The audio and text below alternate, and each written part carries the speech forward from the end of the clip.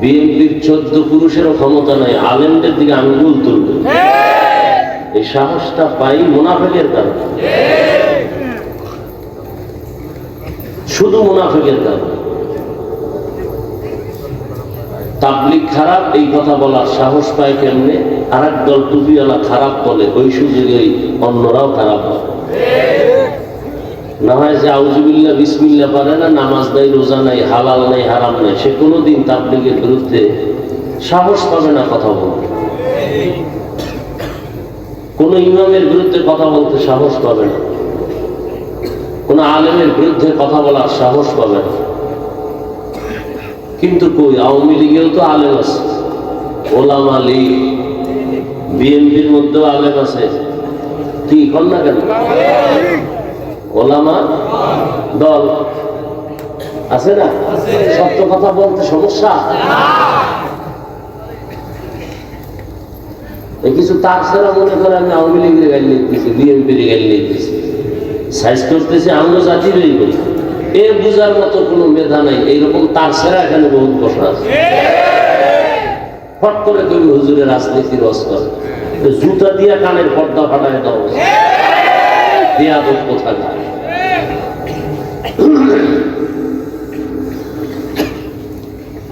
আওয়ামী লীগ করে এরকম আলেম নাই, বিএনপির মধ্যে আলেম নাই। এরা কি ইসলামের জন্য ওই দল করে না ক্ষমতার টাকার জন্য? এজন্য ১৫০০ বছর আগে রাসূল বলে গেছেন, আলেম দেখলেই দৌড় দিও না, খবরদার। আলেম দুই ধরনের, দুনিয়াতে সব থেকে ভালো হবে একদল আলেম, আর সব থেকে খারাপ হবে একদল আলেম। আমাদের লাইনে খারাপ বক্তা নাই, নামাজও পড়ে না, বয়ান করে তাকওয়া, গাড়িতে উঠে টুপি খুলে মোবাইলে ফেসবুকে মেরাজ করে, জিয়ারত করে, নাই? হাদিয়া না পাইলে লাইভ দেয়, আছে না? নাই? এই আমার সাথে বেদবি করছে, আপনারা কোথায় আছেন দেখেন, নাইলে কমিটি সব রাতে ঘুমে মরে যাবে, লাইভ দেয়। আর আমি লাইভ কি জিনিস বুঝি না। এই যে মোবাইলে বই আছে সব ফেরেশতা, কোন বাপের বেটা থাকলে দাঁড়ায় বলেন তো, হাফিজ ভাই টাচ মোবাইল চালাই আমি, কিন্তু কোনো গুনাহ হয় না, হাতের, চোখের, কানের, জবানের, অন্তরে। আপনার কপালে চুমা খাবো, বলেন তো? এবার বুঝেন তাহলে আপনাদের চরিত্র বেশি সুবিধা নেই। যারা টাচ মোবাইল চালায় এদের চরিত্র বেশি। সত্য কথা বলতে টেনশন করেন? যদি থাকে তারা, আমি স্টেজ থেকে নিচে এসে আপনার কপালে চুমা খাবো যে আপনি টাচ মোবাইল চালান কিন্তু গুনাহ করেন না। কত চরিত্রহীন আছে, টাচ মোবাইলের মধ্যে লক নাম্বার দিয়ে রাখছে, বউকে জানায় না। এই স্বামী নিঃসন্দেহে চরিত্রহীন, নিঃসন্দেহে চরিত্রহীন। ওর চরিত্র ভালো না, না হয় ওর মোবাইলের পাসওয়ার্ড বউ জানবে না কেন? কথা বলেন না? ওটা কুলাঙ্গার, স্বামী নামের কলঙ্ক, চরিত্রহীন।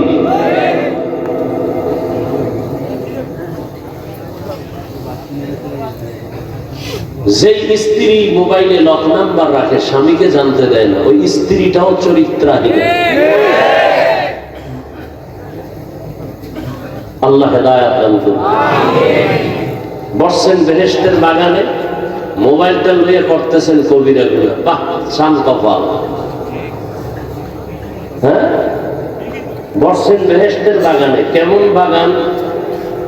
রাসূল বলেন বসার সাথে সাথে সব গুনাহ হয়। কিন্তু সান কপাইলারা মোবাইল নিয়ে ছবি উঠায়, করতেছে কবিরা গুনাহ, কবিরা গুনাহ, কবিরা গুনাহ। যারা মোবাইল নিয়ে ছবি তুলতেছে, পৃথিবীর কোন মুফতি সাহেবের বাবার ক্ষমতা নাই এই ছবি উঠানো হালাল বলার কোন সাহস আছে? স্পষ্টই ছবি তোলা হারাম, হাজার কোটিবার কবিরা গুনাহ হারাম।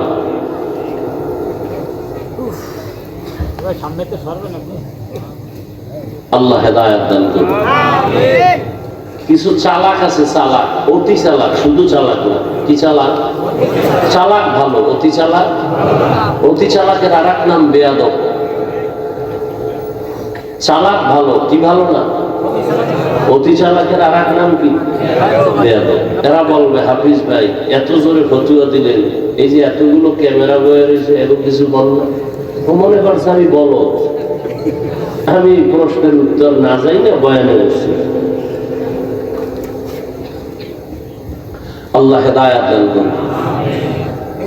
সংসার ধ্বংস হয়ে গেল মোবাইল। সন্তান মা বাবাকে জবাই করে, পেছনে কাজ করে মোবাইল। মা বাবা সন্তানকে হত্যা করে, ভাই ভাইকে জবাই করে, সহযোগিতায় কাজ করে কি? মোবাইল। ছাত্রদের লেখাপড়া ধ্বংস, কি কারণে? মোবাইল। চরিত্র শেষ, শারীরিক দুর্বলতা দিন দিন, হাড় দুর্বল, চোখের পাওয়ার দুর্বল, কিডনি দুর্বল। কিসের কারণে? অথচ ডাক্তার দেখায় আমার কিডনি যেন নষ্ট না হয়, চোখ যেন নষ্ট না হয়, অথচ অনায়াসে আমাদের পুরো বডি নষ্ট হয়ে যাইতেছে। কিসের কারণে? এই খবরও নাই, অনেকে বিশ্বাসও করে না। কি বলেন আপনি? আমি হুজুর হয়ে বলছি তো এই জন্য কানে ঢুকে না। গুগলে সার্চ দাও যুবকেরা, বাসায় গিয়ে টাচ মোবাইল দেখলে শরীরের অঙ্গের কি কি ক্ষতি হয় সব বেরিয়ে আসবে। চিকিৎসা বিজ্ঞানী সব ওপেন থিওরি দিয়ে রাখছে যে কি কি অঙ্গের ক্ষতি হয়, চোখের কি ক্ষতি হয়, কানের কি ক্ষতি হয়, ব্রেনের কি ক্ষতি হয়। এই যে মোবাইল মাথার পাশে রেখে রাত্রে অনেকে ঘুমায়, মোবাইল ব্রাস্ট হয়ে যায়, মোবাইল ব্রাস্টে আগুন লেগে মাথা নষ্ট।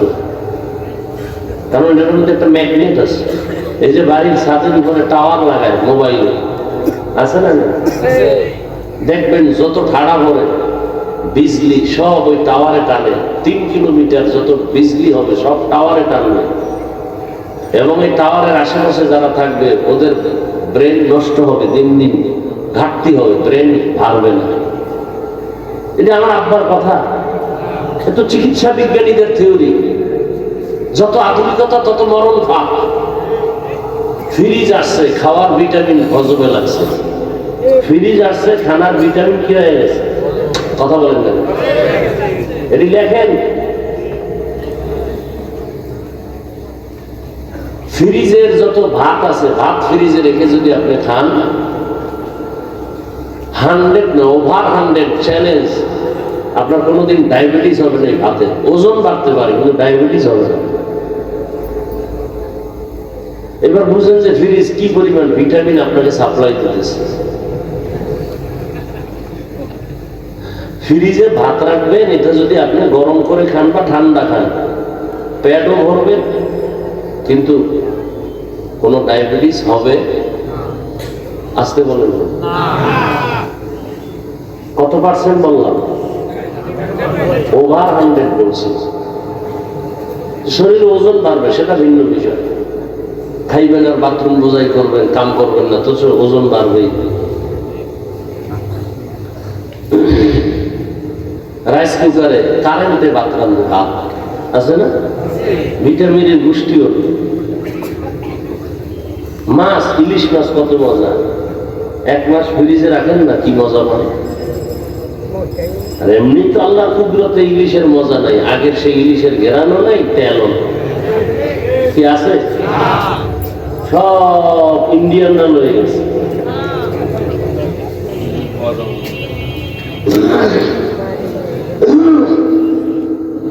পহেলা বৈশাখ খাবেন না এই গজবের ইলিশ আর পান্তা ভাত?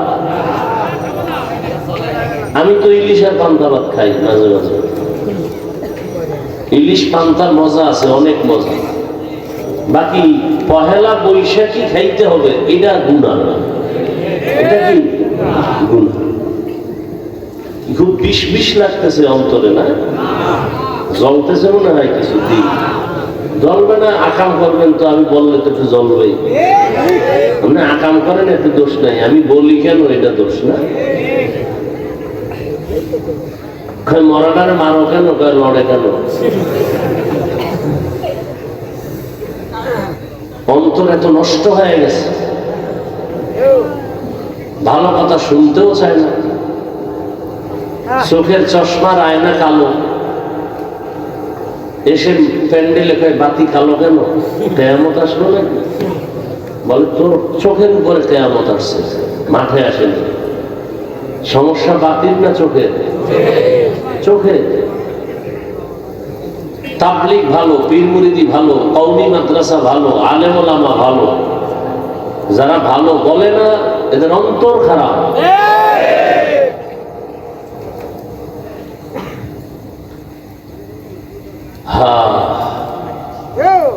কোরআনে হাকিমের সূরাতুর রহমানের শুরু থেকে 2-3 টুকরা আয়াত আমি আপনাদের সামনে পড়েছি। সংক্ষেপ সময় আমি আয়াত এবং রাসূলের একটি হাদিসও পড়েছি। তরজমাটা বলে কিছু ব্যাখ্যা আপনাদেরকে শোনাবো, যদি আপনাদের ধৈর্য থাকে। উঠা বসা করলে আমি আস্তে মোনাজাত দিয়ে নেমে যাব, কারণ জোর করে বয়ান শোনাবার জন্য আল্লাহ আমাদেরকে পাঠায় নাই। লা ইকরাহা ফিদ্দীন, জোর করে কাউকে নামাজি বানানো যাবে না, বানাইলে সওয়াব হবে না। জোর করে কাউকে কালেমার রশি গলায় দেয়া যাবে না, দিলেও কোনো সওয়াব। যে দাড়ি রাখবে না তাকে জোর করে দাড়ি রাখানো যাবে না, রাখাইলে সওয়াব। তাহলে কি করা যাবে? শুধু বুঝানো যাবে। এই ওয়াজ মাহফিল শুধু বুঝাইতেছি, এটা করলে লাভ, এটা করলে ক্ষতি, এই বুঝিয়ে দিতেছি। তাবলীগওয়ালাদের একই কাজ। তবে ভাষা হয়তো কারোটা একটু নরম, কারোটা গরম মানুষ হিসাবে, সেক্ষেত্রে ক্ষমা চাই। আল্লাহর কাছেও ক্ষমা চাই, আপনাদের কাছেও ক্ষমা চাই। মানুষ হতে পারি না, মানুষ হতে পারলে তো যারা মানুষ হয়েছিলেন এও বয়ান লাগে না। চট্টগ্রামের পটিয়া থানা মেইন কেন্দ্রে একটি মাদ্রাসা আছে, বিশাল বড় জামিয়া ইসলামিয়া পটিয়া মাদ্রাসা। ওই মাদ্রাসার বাণী প্রতিষ্ঠাতা মুফতি আজিজুল হক রহমতুল্লাহ আলাইহি, এরা মানুষ ছিলেন। স্টেজে বসে নাহমাদুহু বললেই পুরো ময়দানের মধ্যে একটা কিয়ামতের আলামত শুরু হয়ে যায়। এরা ছিলেন মানুষ, এদেরকে দেখলেই জাহান্নামী মানুষগুলো জান্নাতের পথে আসার জন্য পাগল হয়ে যায়। আমরা মানুষ হইতে পারি না। বক্তা হয়েছি ঠিক, মাওলানা হয়েছি এটাও ঠিক, মানুষ হতে পারি না। মানুষ বড় ভিন্ন জিনিস। মানুষকে আবার বয়ান করবো কেন? দেখেন, আপনারা মানুষ, মুসলমান, আপনার আমার আল্লাহ এক, নবী এক, কোরআন এক, কাবা এক, ধর্ম এক, কালেমা এক, কি না আলাদা? অথচ আমি দাড়ি রাখি, আপনি দাড়ি রাখতেই চান না। আপনিও মুসলমান, আমিও মুসলমান, আপনার আল্লাহ আমার আল্লাহ দুই না এক? তাহলে আপনাকে দাড়ির জন্য আলাদা বয়ান দিতে হবে কেন? টুপির জন্য বয়ান দিতে হবে কেন? সুন্নতের বয়ান দিতে হবে কেন? সুদের বিরুদ্ধে আপনাকে বুঝাতে হবে কেন? ঘুষের বিরুদ্ধে আপনাকে বয়ান করে বুঝাতে হবে কেন? ওই যে একটু আগে বলছি, আসলে মানুষ হতে পারে না। যেই বয়ান আলেম ওলামারা, তাবলীগওয়ালারা, পীর সাহেবরা জুমার বয়ানে যেই পরিমাণ আপনাদের বয়ান করে, এর 1000 ভাগের 1 ভাগ বয়ান খালি হিন্দুদের করলে ওরা সব মদিনার আশেক হয়ে যায়।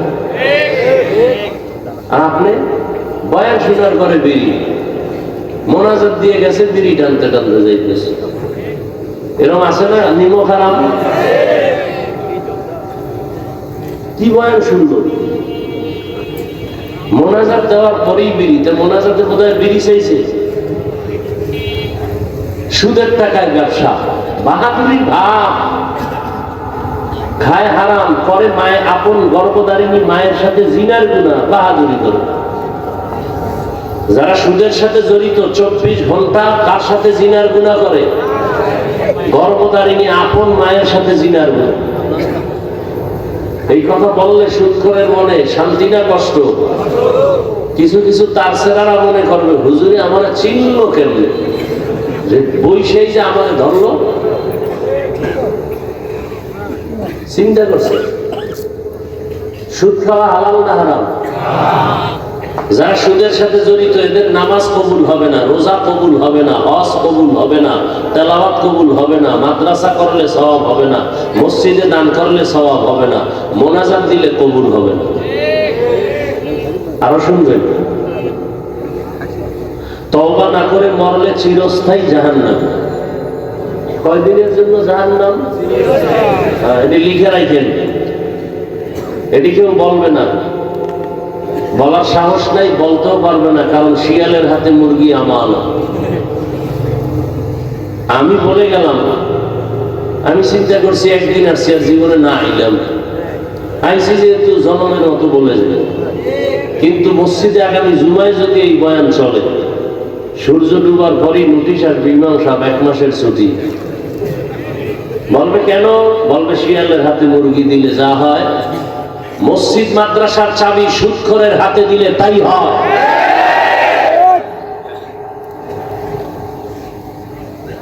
আল্লাহ হেদায়েত দান করুন। সুদখোরের মতো নিকৃষ্ট মানুষ দুনিয়াতে নাই। কয়েকটা সুদখোরের নাম লেখা ধান খেতে রাখলে ওই ধান খেতে আর পোকা আসে না। এবার বুঝেন ওরা কেমন দামি।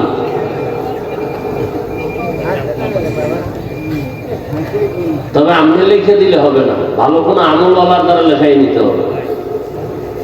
আমি তো হাত না পাক, চোখ না পাক, জিহ্বা না পাক, অন্তর না পাক, আপনার কাজ হবে না। রাগ করতেছেন? আরে আমি আপনার এলাকায় থাকি, এত ভয় কি? ইমাম সাহেব বললে না ভয় আছে যে আগামী জুমায় পরের জুমায় দেখা হইব, একটু লজ্জা। হ্যাঁ, আল্লাহ হেদায়েত দান করুন। আয়াত হাদিসের তরজমাটা বলে নেই। আর রহমান আল্লামাল কুরআন খালাকাল ইনসান আল্লামাহুল বায়ান। কি আপনাদের এই আয়াতগুলো মোটামুটি জানা আছে না?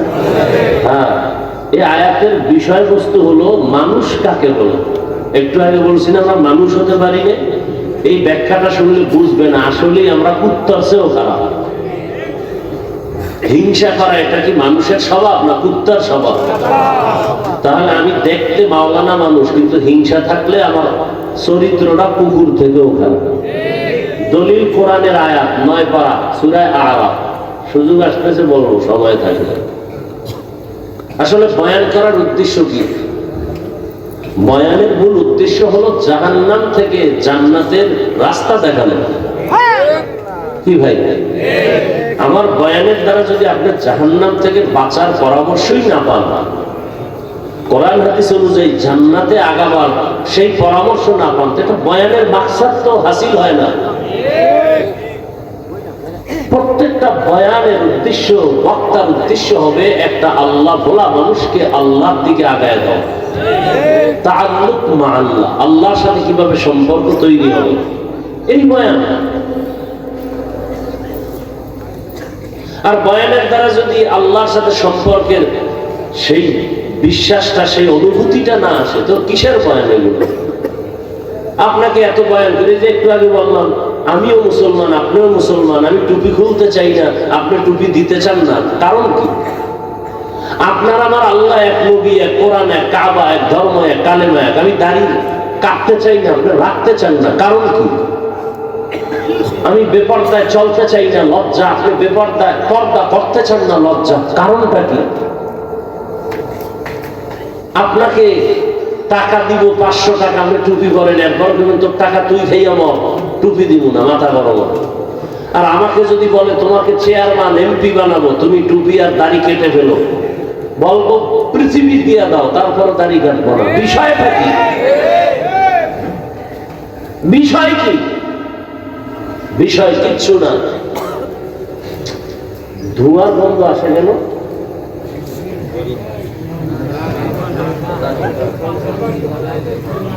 হ্যাঁ, প্রচন্ড ধোঁয়ারা কি আসতেছে, গন্ধ, বিড়ির গন্ধ না, ধোঁয়া ধোঁয়া ধোঁয়া। এটা কোথাও কিছু জ্বালাচ্ছে, মহা মুসিবত, আমাদের জন্য খুব ক্ষতিকর বিষয়গুলো। ওই আইসা ঢুকছি রুমে, একেবারে হুজুরে আসবে, একেবারে খুব মোহাব্বত লাগে, এমন স্প্রে মারছে, 5 মিনিট গামছা দিয়ে নাকটা আটকে আছে। আবে কঠিন ধোয়ার গন্ধ আসতেছে, অসহ্যকর অবস্থা, কঠিন অবস্থা, শ্বাস বন্ধ হয়ে যাওয়ার অবস্থা। এরা চিন্তা করে যে হুজুরে আসছে যেহেতু একটু টের পেয়ে যাও, আমরা এই সিবার ভিতরে আছি।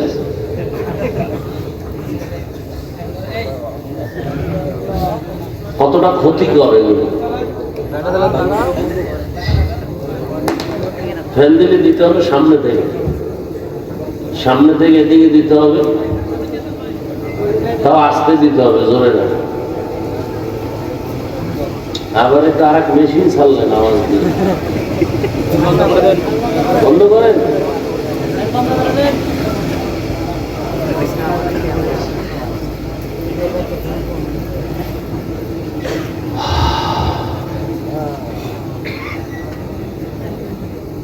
আল্লাহ বলেন আর রহমান, রহমান হলেন তিনি, আল্লামাল কুরআন, কোরআন শিক্ষা দিলেন যিনি, খালাকাল ইনসান, রহমান হলেন তিনি, মানুষ সৃষ্টি করলেন যিনি, আল্লামাহুল বায়ান, রহমান হলেন তিনি, বয়ান শিক্ষা দিলেন যিনি। নবীজি বলেন খায়রুকুম মান তাআল্লামাল কুরআনা ওয়া আল্লামাহ, দুনিয়াতে ওই ব্যক্তি বড় দামি, বড় সম্মানিত যে কোরআন শিখে অন্যদের কোরআন শিক্ষা প্রদান করে। তরজমা শেষ। হাদিসের উপর 2-4 মিনিট কথা, এরপর আয়াত নিয়ে কথা বলো। নবীজি বলছেন দুনিয়াতে শ্রেষ্ঠ ওই ব্যক্তি যে কোরআন শিখে, বলেন না কেন, সহযোগিতা করেন, অন্য কেউ শিক্ষা দেয়, তাদের মতো দামি আর কেউ নাই।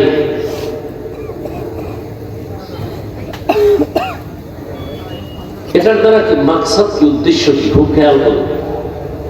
যেমন মাদ্রাসায় ওস্তাদ ছাত্রদেরকে ডাইরেক্ট পড়ায়, পড়ো আলিফ বা তা, এটা ডাইরেক্ট কোরআন শিখানো। এই ওস্তাদের যেমন মূল্য, ছাত্রের যেমন শ্রেষ্ঠত্বের মূল্য, ঠিক তেমনি ভাবে যারা কোরআনের ব্যাখ্যা শিখায়, যেমন এখানে কোরআন হাদিসের বয়ান হবে, আপনারা শিখবেন, আমরা 2-4টি কথা বলবো, এটাও ওই হাদিসের মিসদাক অনুযায়ী শ্রেষ্ঠ মজলিস। এ কারণে নবীজি কি বলছেন এই মজলিসটা সম্পর্কে? নবীজি বলেন যারা কোরআন ও হাদিসের মজলিসে বসবে আর উলামায়ে আহলে হকদের 2টি কথা কোরআন হাদিস থেকে শুনে 2-একটা মাসআলা মুখস্থ করবে, শিখবে, এক মাসআলার বরকতে 100 রাকাত নফল নামাজের সওয়াব পেয়ে যাবে। যদিও মজলিসে অনেকগুলো ইসলামের বিধিবিধান শিখতে পারে, নবীজি বলেন 1000 রাকাত নফল নামাজের সওয়াব পেয়ে যাবে। আরো কত বরকতের কথা। এই যুবক, ঢুকলা কেন আর উঠো কেন? আমাদের ক্ষতি করার জন্যই আল্লাহ তোমাদের দুনিয়ায় পাঠাইছেন। জীবনে উপকার হবে না তোমাদের, হ্যাঁ, এইটাই কাম। শুরু করতে পারলাম না, বেড়াল শুরু হয়ে গেছে। তাতে বৃষ্টি হয় ভালো ছিল, তুফান হয়ে যায়, একটু ঘুমাইতাম বাসায়। মানুষের কোনো নিয়ামতের কোনো কদর নেই।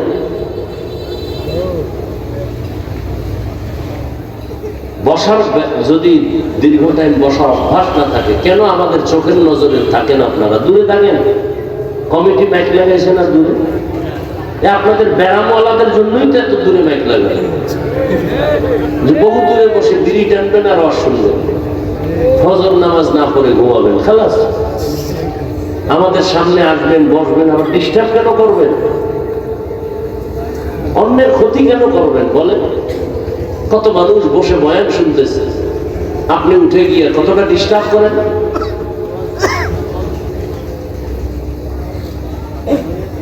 শেষ দোয়া পর্যন্ত আল্লাহ মাহফিলকে কবুল করুন। ঘর থেকে যখন বেরিয়েছে মানুষ, আপনারা দ্বীনের মজলিসে আসবেন, নবীজি কি বলছেন? প্রত্যেকের সাথে 70,000 রহমতের ফেরেশতাকে আল্লাহ কাফেলা বানায় দিয়েছেন। কতক্ষণ তারা আছেন? ঘর পর্যন্ত পৌঁছা পর্যন্ত এরা কি করবে? এরা শুধুই আপনাদের আমাদের জন্য আল্লাহর কাছে মাগফিরাত চাইবেন, আমাদের গুনাহ মাফ চাইবেন। শুধু কি তাই? এই যে একটা প্যান্ডেল এখানে জমিনে বসা, ঠিক এমন একটা মজলিস আরশে আজিমে আল্লাহ মিলে ফেরেশতাকে নিয়ে বসছেন।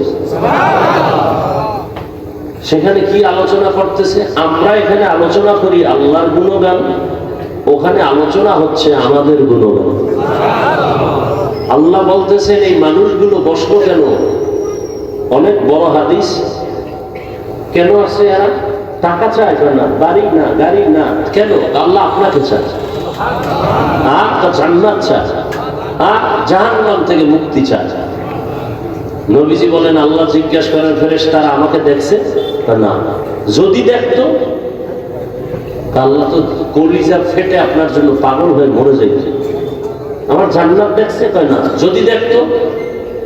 দেখলে তো পাগল হয় সারা জীবন জান্নাতের দিকে দৌড়াতো। জাহান্নাম দেখছে বলে না। যদি দেখতো? জীবন দিয়ে হলো ওই জাহান্নাম থেকে ভাগার চেষ্টা করা। আল্লাহ বলেন, তোমরা যেহেতু সাক্ষী দিলা, এবার তোমরা সাক্ষী থাকো। আমি বলতেছি এরা এখানে আসা মাত্র আমি সবার জীবনের সব গুনাহ মাফ করে দিই। কিছু লোক তো অশুনতে আসে না, তামসা দেখতে আসছে। কেমন হুজুর, চেহারা দেখতে আসছে, কোন দলের হুজুর, টুপির সাইজ কি, এরকম আছে না কিছু? এখন কি করবেন? এগো মাফ করে দেবেন। কেন? চিটা যেমন ধানের দামে বিক্রি হয় না, ঠিক যারা এখানে আল্লাহর মহব্বতে আসছে এরা ধানের সমতুল্য, যারা আসছে শুধু তামাশা দেখতে এরা চিটার সমতুল্য। তো দুনিয়াতে যদি একটা কি বলে যেটার দাম নাই, একটা চিটা, এটার যদি মূল্য থাকে ধানের সাথে এটার বিক্রি হয়, কেউ বলে না যে চিটা আলাদা করো, ধানগুলো আমাকে দাও, বলে না। তো দুনিয়ার মানুষ যদি এটাকে করতে পারে, আমি তো আরো দয়াময়। আর মানুষ তো আমিই বানাইছি, আমি কেন করবো না? যারা আসছে আমাকে পাওয়ার জন্য আর আমার মজলিসের কাছে আসছে। একটা লোক আতরের দোকানের পাশে দাঁড়ানো, দাঁড়ায় ঘেরান পাইতেছে মজা, আর একজনে কিনা পকেটে নিতেছে। ওই লোকটারও মনে চায় কি চায় না? চায়, কিন্তু টাকা নেই। তো টাকা না থাকলে কি হবে? ঘেরান পাইনি, পাইনি না, ওইটা আবার কোনো আটকায় রাখা যায়? পাইতেছে। ওই ঘেরানটায় মজা আছে না নেই? টাকা না থাকলেও, কিনতে না পারলেও তো ঘেরান পাওয়া। ঠিক যারা ময়দানের পাশে আসছে, ওয়াজ শুনতে আসে নাই, এরাও তো কিছুটা আল্লাহর মহব্বতের ঘ্রাণ এখান থেকে পাবে। অতএব এদের বরকতে আল্লাহ ওদেরকেও মাফ করবে। এত বড় মজলিসে আসিয়া বসার পরেও কি মোবাইলটা হাতে নেওয়ার মানে কি? আচ্ছা, 24 ঘন্টাই তো এই মোবাইল নিয়ে থাকে। এই স্বামী, বউরে সময় দাও না বাবা, এই মোবাইল। বাবা সন্তানকে সময় দেয় না, মোবাইল। তো 24 ঘন্টাই তো বাথরুমে গিয়েও মোবাইল। আল্লাহ নিয়ে আসছেন বেহেশতের বাগানে, 2 ঘন্টা মোবাইল না চালাইলে কি হবে?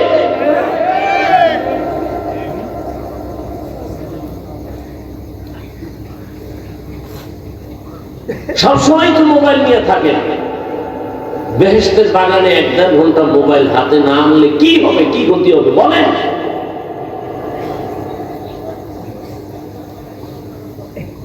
না দেখাচ্ছেন আমি মোবাইলওয়ালা, তবে আমার দেখাইলে ক্ষতি হবে। বয়ানের পরে দেখবেন জিনেরা মোবাইল নিয়ে গেছে। বহু জিন এখানে আছে মোবাইল নেওয়ার জন্য। জিনেরা দেখা যায়, মোবাইল চোরেরও দেখা যায়।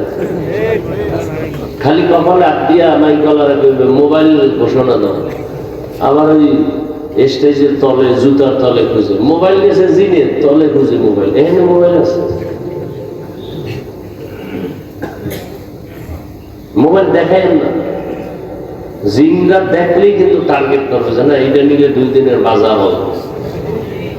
দেখেন না, জিনেরা দেখলেই কিন্তু নিয়ে যাবে।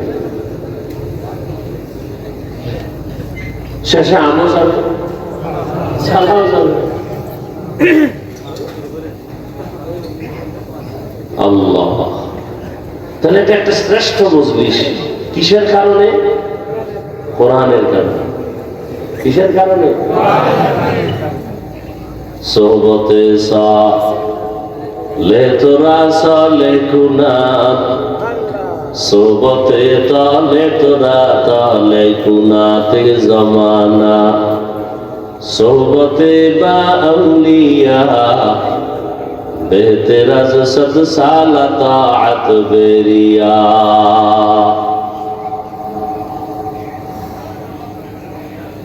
কোরআনের বরকতে এত সম্মান, কোন একজন আহলে হক উলামায়ে কেরামের কেউ দামি কোন বুজুর্গ, তাহাজ্জুদওয়ালা কোন আলেম কোন এলাকা দিয়ে যদি হেঁটে যায়, কোরআনের বরকতে আলেমের কারণে ওই এলাকার কবরের আযাব আল্লাহ মাফ করে দেন। নবীজির আর দেখা যাবে না, আর নবী আসবেন না আমাদেরকে কালেমার দাওয়াত দেওয়ার জন্য। নবী বলেন আমার জায়গায় আমার একদল নিরেট বন্ধু থাকবে, তারা হবে উলামা। ইন্নাল উলামা ওয়ারাসাতুল আম্বিয়া, উলামায়ে কেরাম আম্বিয়ায়ে কেরামের ওয়ারিস। এদের দাম কত জানো? এরা যতটা কদম দেয়, কদমে কদমে গুনাহ মাফ। সুবহানাল্লাহ।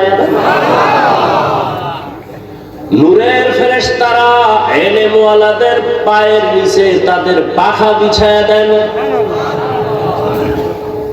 হাত্তাল হিতানু ফিল মা, পানির মধ্যে যত মাছ আছে এগুলো কোরআনওয়ালা ইলমওয়ালার জন্য অল টাইম দোয়া করে। ইলমের বরকত, ইলমেরা ইজাজ করদান বেহিসাব, খালকেরা দাদান জওয়াবে বা সওয়াব, হক না দারত দোস্তে খালকা জারেরা, নিস্তে ই খসলত একে দিনদারেরা। একজনে আলেম না, কোরআন হাদিস জানে, সে যদি সারা রাত দাঁড়ায় দাঁড়ায় যায় নামাজে নামাজ পড়ে, আর একজন আহলে হক আলেম বিছানায় এশার নামাজ পড়ে ঘুমায়, সাধারণ মানুষের নামাজের ইবাদতের চেয়ে আলেমের ঘুমের মূল্য আল্লাহর কাছে বেশি।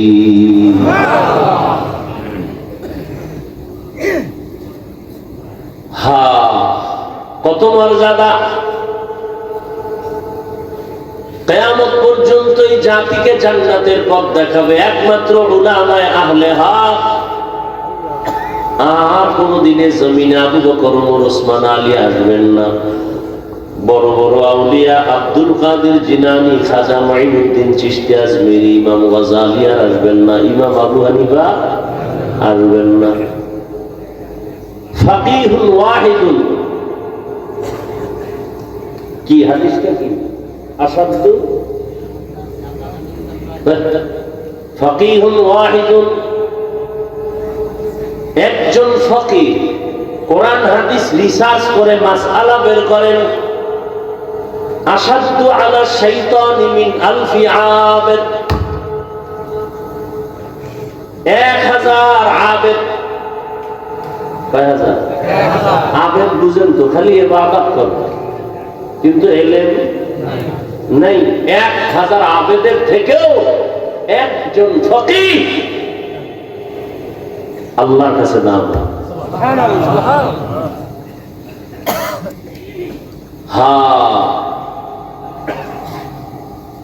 ভাইরা আমার, এই শ্রেষ্ঠ মজলিস পুরা চারপার্শ্ব থেকে নূরের ফেরেশতারা হাতে হাত লাগাইয়া আরশে আজিম পর্যন্ত তারা সিরিয়ালে দাঁড়ানো। এখান থেকে যদি কেউ মোনাজাত দিয়া তওবা করে বিদায় হয়, রহমতের নবী বলতে মায়ের গর্ভের বাচ্চা যেমন দুনিয়াতে নিষ্পাপ ভূমিষ্ঠ হয়, কোরআনের বাগান থেকে একজন মানুষ ওই রকমই নিষ্পাপ বাড়িতে ফিরে যায়। সোহবতে সালেহ তোরা সালেহ গুনা, সোহবতে তালে তোরা তালে গুনা। আল্লাহ রাসূল বলেন, যারা কোরআন শিখে, যারা শিখায় তারা দামি। শুধু তাই না, একজন আলেম কোরআনের হাফেজ এই মাদ্রাসায় পড়ে, 5 ওয়াক্ত নামাজ বা জামাত আদায় করেন, কিন্তু গরীব, শীতের পোশাক কেনার টাকা নাই, বাবা খানার টাকা দিতে পারে না। এই ছেলেটা কোরআন পড়ে আর একজনে খানা দেয়, আছে না? মশারি কিনে দেয়, কিতাব কিনে দেয়, জামা কিনে দেয়। কত টাকাওয়ালা আছে বলে একজন এতিম সন্তানকে আমি আলেম বানানোর খরচটা মাসে মাসে দিব, দাও মাদ্রাসায় পড়াও। ওই কোরআনের হাফেজটা আলেম হইয়া আল্লাহ থেকে যে পুরস্কার পাবে, ওরে টাকা দিয়া খানা দিয়া সহযোগিতা করে যে আলেম বানানোর পেছনে সহযোগিতা করলো, ওই একজন সহযোগী খানা খাওয়ানেওয়ালা হাসরের ময়দানে ওই হাফেজে কোরআনের সমপরিমাণ পুরস্কার পেয়ে জান্নাতে যাবে। হাদিসে পাকে আর এক ঘটনা আছে, হাসরের ময়দানে আল্লাহ পাকের আদালতে একজনের ফয়সালা হবে, জাহান্নামে যাও, কোনো আমল নাই। ফেরেশতার হাতে হ্যান্ডকাপ লাগায় দেয়, এর আমল নাই, কোনো নেক আমল, জাহান্নামে পাঠায় দাও। ফেরেশতারা যখন হাতে হ্যান্ডকাপ লাগাইয়া জাহান্নামের দিকে যাবে, এই আসামি বারবার পেছনে ফিরে তাকাবে।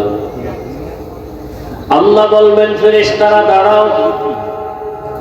এই বান্দাটা বারবার পেছনে তাকায় কেন? ফেরেশতারা বলেন, আল্লাহ আপনি জানেন, আমরা জানি না। আল্লাহ বলবেন, আমি অবশ্যই জানি। ওই বান্দা বারবার পেছনে তাকাইয়া অপেক্ষায় আছে, আমি রবের একটু দয়া তার উপরে হয়নি, ও চায় আমি একটু দয়া করি। আচ্ছা দাঁড়াও তো, দেখি তো কোনো দয়া করার লাইন আছে। নবীজি বলেন, আল্লাহ বলবেন, ফেরেশতাদের আমল নামাটা একটু তল্লাশি করো, দেখো কোনদিন কোরআন শিখছেনি। আমল নামা তল্লাশি দিয়ে দেখবে কোনদিন কোরআন হাতেও নেই নাই। না, আল্লাহ নাই নাই, কোরআনের সাথে সম্পর্ক নাই। আচ্ছা দেখো তো, কোরআন ওয়ালা যারা, তাদের সাথে একটু সম্পর্ক আসেনি দেখো। এমন একজনের সাথে মহব্বত আছে কিনা যে আলেম? ফেরেশতারা আমলনামা তল্লাশি করে দেখবে, এমন কোন পরিচয় নাই, জীবনে আলেমের সাথে মুসাফাও করে নাই। আল্লাহ কইবে, শেষবারে একটা ঝাড়া দাও। কি বলবে? দেখো এই বান্দার সাথে এমন কোন বন্ধু আছে নি যে বন্ধুর সাথে আলেমের মহব্বত আছে? ফেরেশতারা তল্লাশি দিয়ে দেখবে, হ্যাঁ এই বান্দার একজন বন্ধু আছে, ওই বন্ধুর সাথে আলেমের সম্পর্ক। আল্লাহ বলেন, আজকে তো সুপ্রিম পাওয়ার নিয়ে আমি আল্লাহ বলছি, আমি রহিম নামের দরজা খুইলা রাখছি, রহমান নামের দরজা দিয়া ওই সূত্রে টান দিয়া আলেমের মহব্বতের সূত্রে আমি তাকে জান্নাতি বানায় দিলাম। আতিনা ফি দারে দুনিয়া না হাসান, আতিনা ফি দারে উকবা না হাসান, ইয়া গিয়াসাল मुस्तगीसीन इहदिना लफ्तिखारा बिलउलूम वलगिना हर मुरीदे नेको तू तैयार है जो न मंगे उससे तू बेजार है। आलेमेर এত সম্মান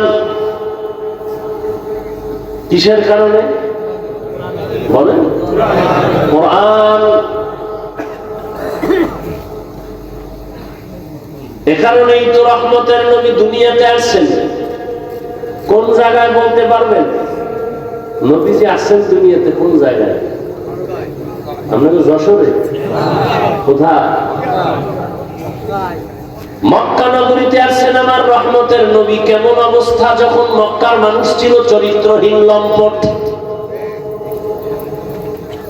এতটাই খারাপ, নারী পুরুষ একসাথে উলঙ্গ হয়ে বাইতুল্লাহ তাওয়াফ করে। কি বলবেন সুবহানাল্লাহ? এটা আবার ধাক্কা দিতে হবে না? কি শুনলেন জীবন বরবাদ।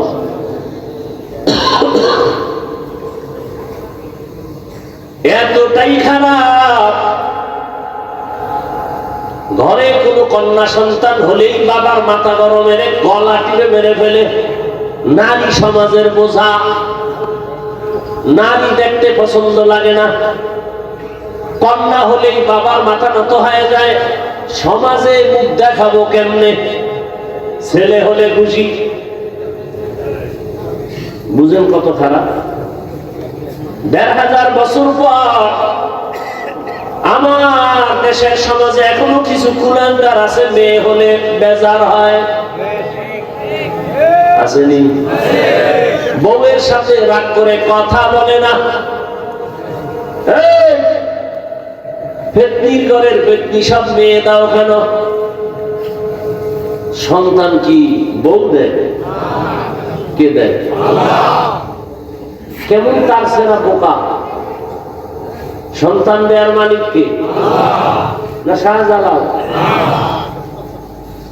লিল্লাহি মুলকুস সামাওয়াতি ওয়াল আরদ ইয়াখলুকু মা ইয়াশাউ ইনাসাও ওয়া ইয়াহাবু লিমান ইয়াশাউ আয-যুকুর আও ইউযাওবিজুহুম যুকরানা ওয়া ইনাসা ويجعل من يشاء عقيما إنه عليم قدير।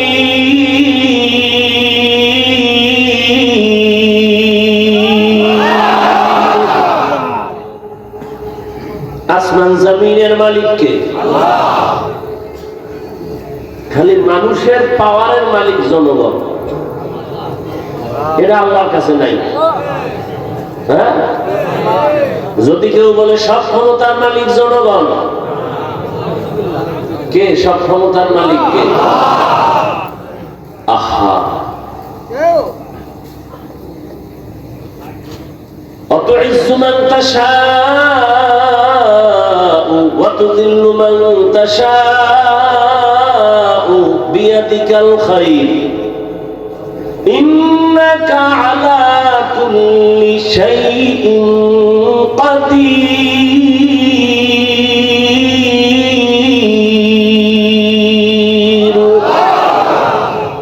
সব ক্ষমতার মালিক কাদের কুদরত দারি বর কামাল আনতা রব্বি আনতা হাসবি জুল জালাল তুহি কাদের জলিলুল্লাহ জাহাদা বহর হালে তুহি মেরা নিগাহদা। কষ্ট হইতেছে না? তাই ভাই আপনার দাওয়াত বলে আলহামদুলিল্লাহ, আপনার বাড়ি কেন? জিন্দেগি মে বন্দেগি তু করনা হে, जिंदगी में बंदगी तू करना है, जिंदगी पे बंदगी शर्मिंदा है, जिंदगी पे बंदगी शर्मिंदा है। दुनिया में हो दुनिया का तलबगार न हो,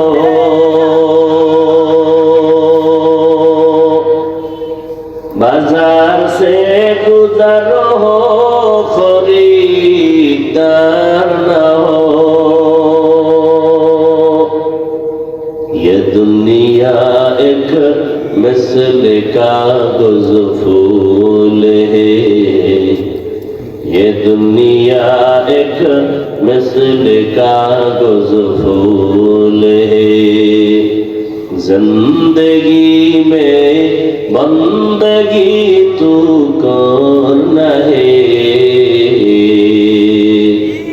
जिंदगी में बंदगी शर्मिंदा है, जिंदगी में बंदगी शर्मिंदा है, जिंदगी में बंदगी कुन बंदगी, बंदगी में जिंदगी शर्मिंदगी। আল্লাহ তাআলা বলেন, রহমতের নবীকে আমি হেদায়েতের বার্তা নিয়ে পাঠিয়ে দিলাম। মক্কার মানুষ এতটা খারাপ, কন্যা পছন্দ করে না, গলা টিপে মেরে ফেলে, কন্যা সমাজের বোঝা। অথচ আল্লাহ বলেন, সন্তান আমি দেই, কাউকে ছেলে দেই, কাউকে মেয়ে দেই, কাউকে দোনোটা দেই, কাউকে কোনোটাই দেই না। রহমতের নবী বলেন, আমার একটা ছেলেও নাই, আমি 4 কন্যার বাবা। ও দুনিয়ার কন্যাওয়ালার বাবারা, শুকর আদায় করিও। যদি একটা কন্যা পাও, শুকর আদায় করো, তুমি একটা জান্নাতের মালিক হয়ে গেছো। দুটো কন্যা যদি পাও, শুকর আদায় করিও, তুমি 2 জান্নাতের মালিক। কন্যা হলে লাভ না ক্ষতি? কন্যা ছেলে হলে লাভ, কামাই করে খাওয়াবে। কয়জনে যে খাওয়ায়, বিয়ে করলেই নাই, বউ নাই, ছেলেও নাই। বিষয় কি কয়, ঘরে আনছে ডানা কাটা ভরি। কি কাটা ভরি? ডানা কাটা ভরি আনার পরেই ঘরে কয়, তোর বাবার ডানা ভালো না, কেটে ফেল। তোর মায়ের ডানাও খারাপ, চল। কই যাবো? কয় যশোর শহরে ফেলার ভাড়া ল। তোর মা বাবার ডানা ভালো না।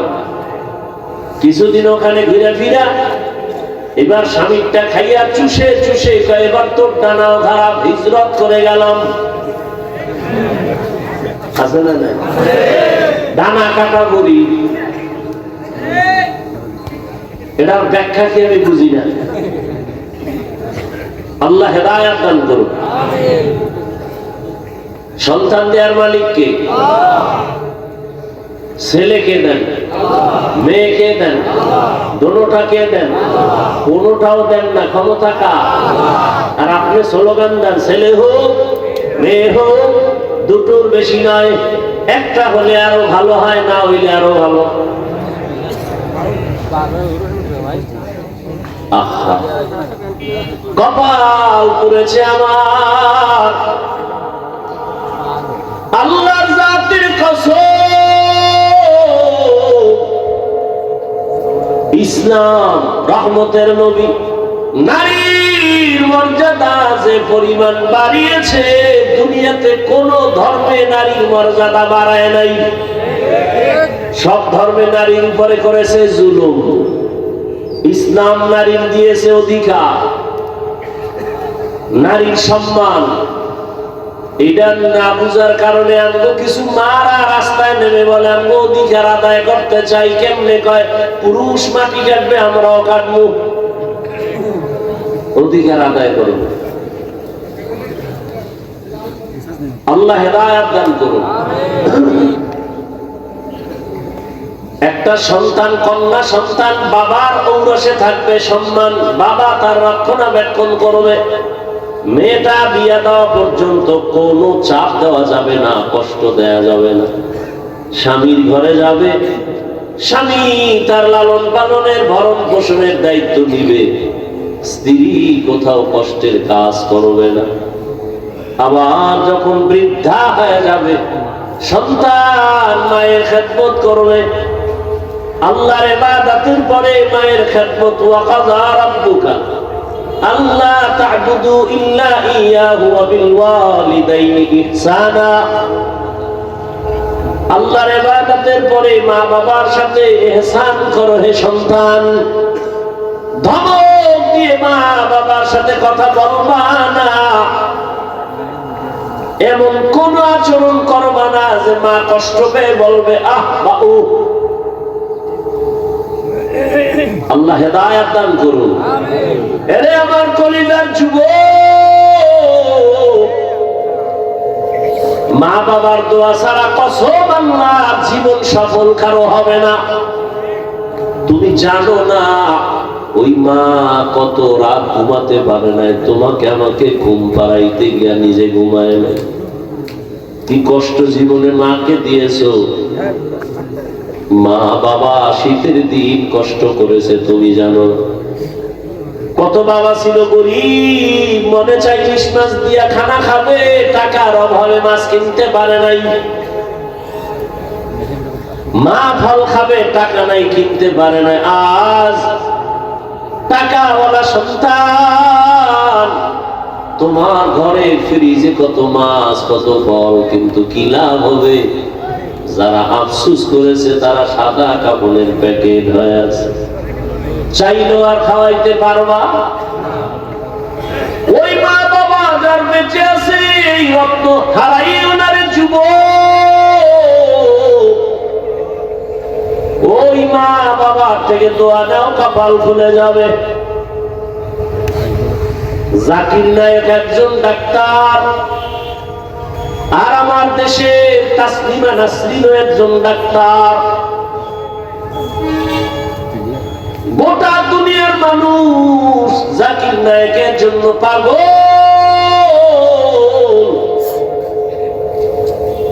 টাকার গরমে, ক্ষমতার গরমে। আর তাসলিমা নাসরিনের জন্য মানুষ ধিক্কার জানায়। ও মইরা গেল, ওর লাশটা বাংলাদেশে আসবে না।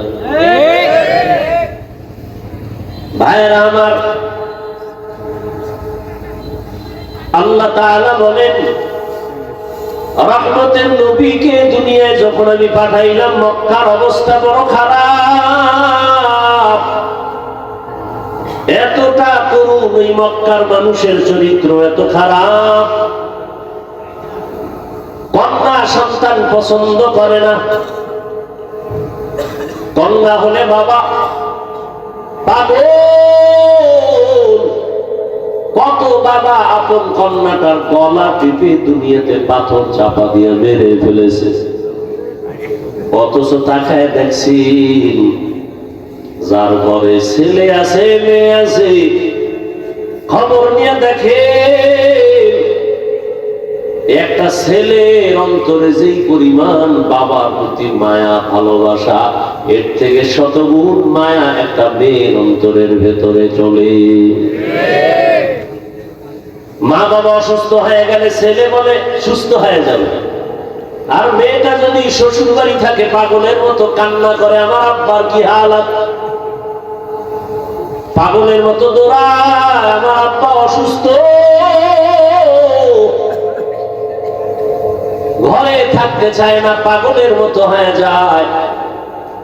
রহমতের নবী বলেন, আমিও চার কন্যার বাবা।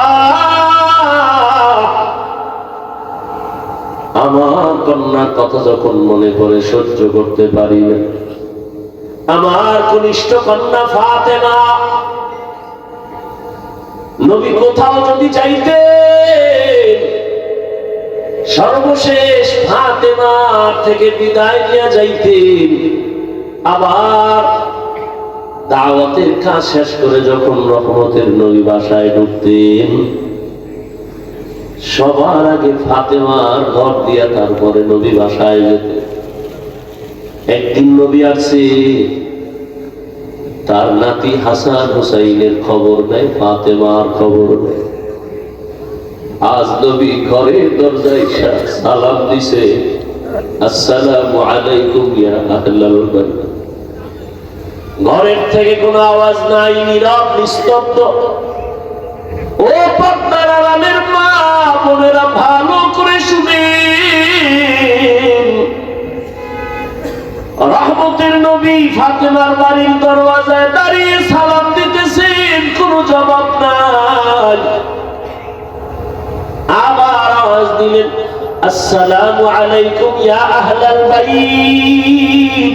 ও ঘরওয়ালা, দরজা খোল। এখনো কোনো আওয়াজ নাই। মায়ার নবী আবার পেরেশান হয়ে গেলেন, নাকি আমার নাতিও মারা গেল না, আমার ফাতেমাও মারা গেল। আবার আওয়াজ দিলেন, আসসালামু আলাইকুম ইয়া আহলাল বাইত। ঘর থেকে আওয়াজ আসতেছে ফাতেমার কচি কণ্ঠ। রহমতের নবী, ঘরের মধ্যে চুপচাপ বসে আছি, দয়া করে আজ দেখা দিয়েন না, আপনার সামনে দাঁড়াবার মতো কোনো কাপড় আমার নাই। রহমতের নবী কান্না করে। রহমতের নবী একটা চাদর দিয়ে চাদর পরে আসো। দরজা খুলে দেখে সামনে মাটির উপরে ফ্লোরে নাতি হাসান একদিকে ঘুমায়, হোসাইন একদিকে ঘুমায়।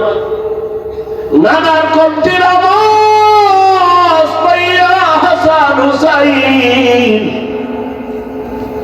লাভ দিয়েছে নানার গলা জড়ায়, কাঁদে আর কয়, ও নানা, আব্বুর বিচার করো,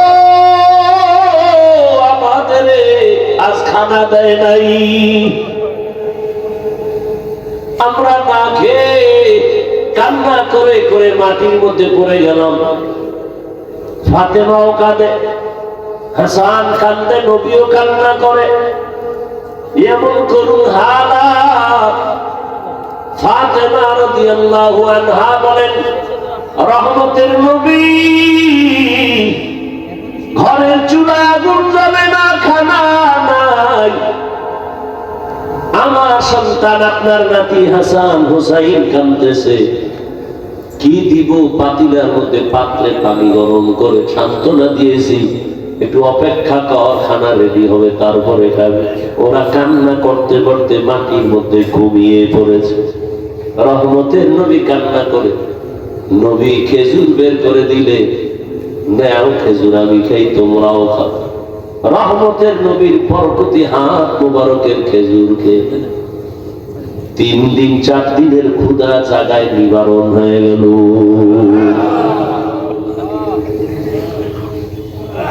আল্লাহ তাআলা বলেন, রহমতের নবী আসছেন মক্কা নগরীতে। মক্কার মানুষগুলো এখনো তাদের ওই চরিত্রের কোনো ভালো দিক এখনো আসে নাই। নবীও কাউকে কালেমার কথা বলেন না, নামাজের কথা, রোজার কথা বলেন না। সর্বশেষ আল্লাহ তাআলা কোরআন দিলেন। 40 বছরের পরে রহমতের নবী কোরআন পেয়ে দাওয়াতের কাজ শুরু করেন, আর মানুষকে বলে, এক আল্লাহর ইবাদত করো, আল্লাহর কাছে মাথা নত করো, ইবাদত করো, মূর্তি পূজা ছেড়ে দাও। কিছুদিন পরে রহমতের নবী আবার বলে, রহমানের ইবাদত করো। মুশরিক বেঈমানেরা কয়, ও আব্দুল্লাহর সন্তান, এতদিন তুমি এক আল্লাহর কথা বলেছো, আজ আবার তুমি রহমানের কথা বলো। বলো তোমার আল্লাহ একজন নাকি 2 জন? নবী বলেন, একজন। তো বলো, আবার আলাদা রহমানের কথা বললা, মানির রহমান বলো রহমানকে। নবী বলেন অপেক্ষা করো, জবাব দিব। দয়াময় আল্লাহ রহমান কে?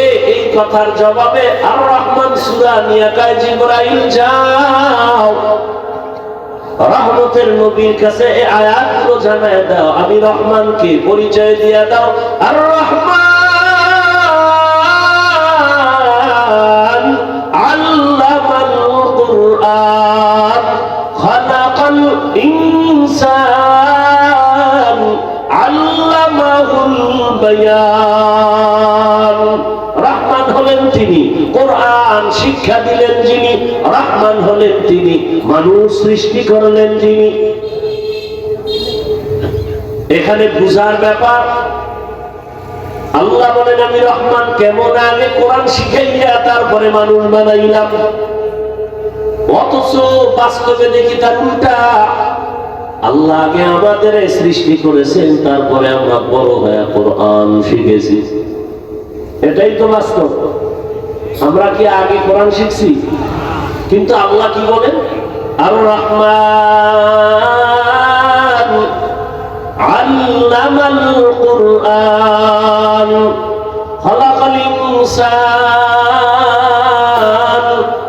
আল্লামাহুল বায়ান। আমি এমন রহমান আগে কোরআন শিখাইয়া পরে তোমাদের মানুষ বানাইছি। আল্লাহর কথাই ঠিক, আমাদের বুঝের অভাব। মুফাসসিরিনে কেরাম বলেন আল্লাহ কেন বললেন আগে কোরআন শিখাইলাম পরে মানুষ সৃষ্টি করলাম? তার কারণ হলো আল্লাহর আদালতে সব মানুষ জান্নাত পাবে না। বলে তাহলে কোন মানুষ পাবে? বলে দুনিয়াতে মানুষ আবার কয়েক ভাগে ভাগ করে। একদল বংশগত মানুষ, আর একদল জন্মগত মানুষ, আর একদল হলো গুণের মানুষ, গুণগত মানুষ। আল্লাহর কাছে বংশ পরিচয়ের মানুষটা জান্নাত পাবে না, জন্মের পরিচয়ের মানুষটা জান্নাত পাবে না, একমাত্র গুণের মানুষ জান্নাত পাবে। এবার বুঝার চেষ্টা করি গুণের মানুষ কাকে বলা হয়। আদম নবী আমাদের বংশদাতা বাবা, তার বংশে আমরা আছি, আমরা বংশগত মানুষ।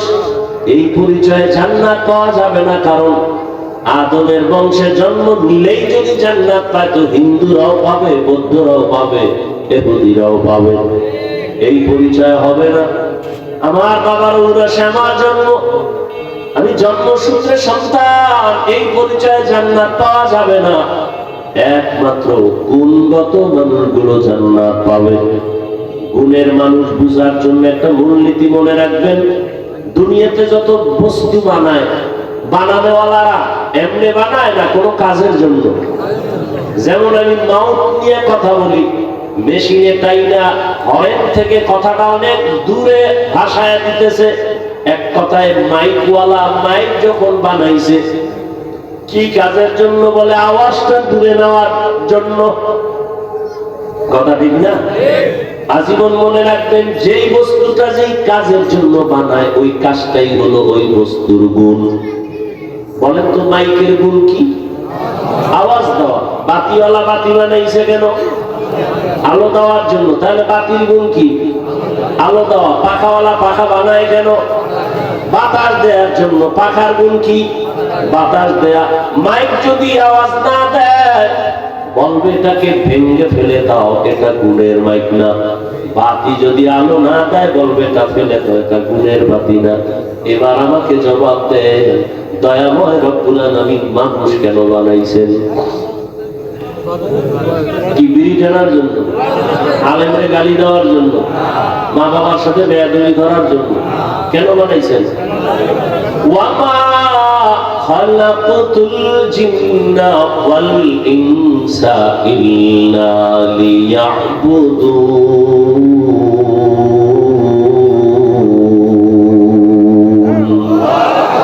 মা খালাকাতুল জিন্না ওয়াল ইনসি বাখা জুয ইবাদত নিস্তে মাকসুদ আজ্জাহা। দয়াময় আল্লাহ মানুষ বানাইছেন ইবাদতের জন্য। কোন কাজের জন্য? ইবাদত। অতএব মানুষের গুণের নাম হলো ইবাদত। আল্লাহ ইবাদতের জন্য মানুষ বানিয়েছে। ভালো করে খেয়াল করেন, তাহলে মানুষের গুণের নাম। এখন এই ইবাদতটা কি মন গড়া না কোনো নিয়ম আছে? আছে আছে। ভাই নিয়ম জানতে হলে কোথায় যাও? বলে কোরআন ধরো। সব নিয়ম কোথায় আছে? কোরআন বুঝি না কেমনে? কয় হাদিস ধরো, কোরআনের ব্যাখ্যা হাদিস। বলে কোরআন হাদিস কিছুতেই পারি না। বলে কোরআন হাদিস বুঝার জন্য উলামায়ে কেরামের কাছে যাও। উলামায়ে কেরামের থেকে কোরআন হাদিসের ব্যাখ্যা যাই না, নিয়ম অনুযায়ী ইবাদত করলে তুমি গুণের মানুষ। গুণের মানুষ হলেই তুমি বিনা হিসাবে জান্নাতি। এই দিকে ইঙ্গিত করে আল্লাহ বলেন, আর রহমান আল্লামাল কুরআন খালাকাল ইনসান। আমি রহমান কোরআন শিখাইয়া মানুষ বানাইছি। অর্থাৎ যারা কোরআনের নিয়ম জাইনা ইবাদত করবে তারা গুণের মানুষ, এরা জান্নাতি। তাহলে গুণের মানুষ হতে হলে লাগবে কোরআন, কোরআন বুঝতে হলে লাগবে হাদিস, হাদিস কোরআন বুঝতে হলে লাগবে ওলামা। তাহলে সব কথার মূল কি? কোরআন হাদিস না বুঝা ইবাদত হয় না। ইবাদত না করলে গুণের মানুষ, গুণের মানুষ না হলে জান্নাত কপালে আসবে। এদিকে ইঙ্গিত করে আল্লাহ কয়, কোরআনের মাধ্যমে ইবাদত করিয়া যারা গুণের মানুষ হবে তারা জান্নাতি। আল্লাহ বলেন, এদিকে ইঙ্গিত করে বললাম আমি আগে মানুষ বানাই নাই, আগে কোরআন শিখায় তারপরে মানুষ বানাইছি।